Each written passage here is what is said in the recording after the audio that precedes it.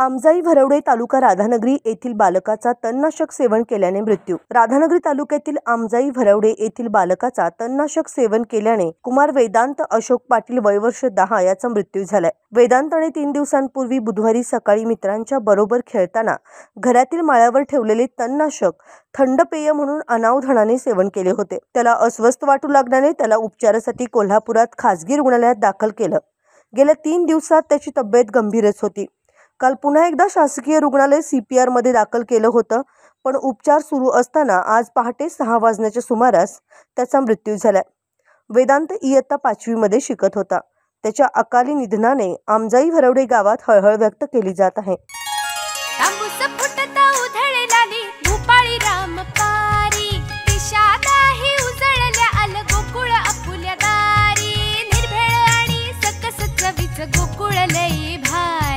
गोकुळ दूध आणि दर्जेदार दुग्ध उत्पादने। चव आहे कोल्हापुरी। गोकुळ लई भारी।